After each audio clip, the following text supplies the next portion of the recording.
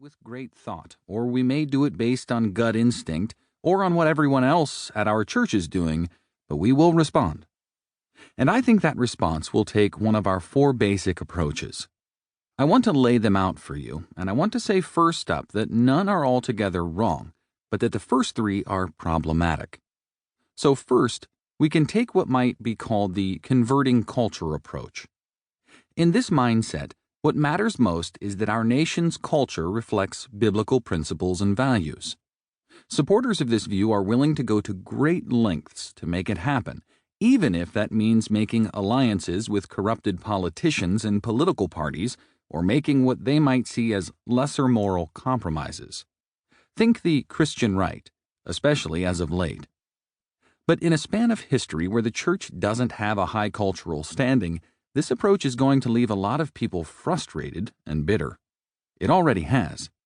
It will only perpetuate what has been known as the culture wars, a frankly arrogant posture that pits the church against the world and does not draw a healthy line between the kingdom of God now and the kingdom of God to come. I'm not going to pretend that there aren't some good aspects of converting culture. You can trace much of its roots to the work of amazing theologians like Abraham Kuyper and Francis Schaeffer. It recognizes the reality that Christians should be engaged in all of culture, seeking to transform culture through the power of Christ, through whom all things were created and through whom all things are sustained. After all, Christ is not just the Lord of the church, but the world.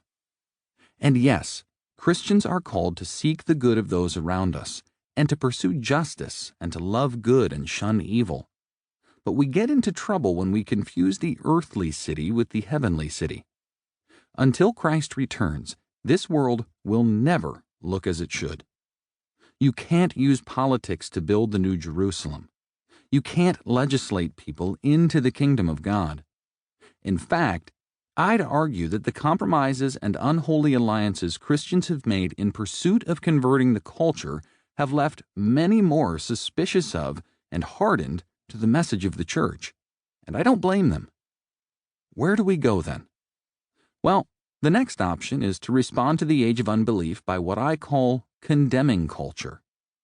This is the idea of removing ourselves from the world, retreating into a subculture, and staying well away from wider culture because society is sinful, corrupted, and antithetical to the gospel of Jesus Christ. This stream has always been part of the church's response to the challenge of living in this world. You see it in the rise of the monasteries. You see it in various parts of the Anabaptist movement.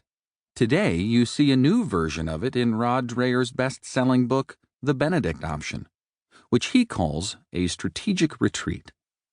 There's certainly something admirable and beautiful to it. God does call his people to holiness. The scriptures are clear about the church being distinct from the rest of the world. We are to be salt. We are to taste different. My concern is that by itself, I just don't think the idea is all that biblical. We are to be the salt of the earth. Matthew chapter 5, verse 13. And salt maintains its flavor while it is rubbed into the foodstuff it is being used to preserve. Not only that, salt spreads its flavor too.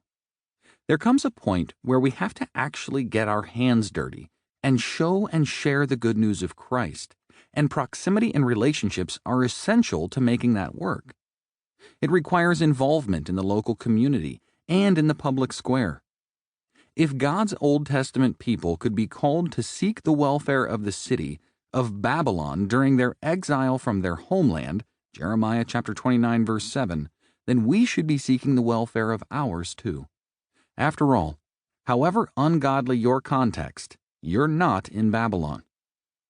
The truth is that whether we're talking food, technology, music, or other entertainment, God gives us these things as good gifts to be enjoyed as long as we keep them in their right place by not elevating creation over the Creator. We can be skeptical of them, but we shouldn't be fearful of them. Culture is not the source of evil. That's the human heart.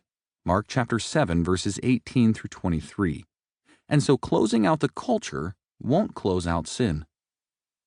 The third popular response to post-Christian culture is in many ways the most attractive.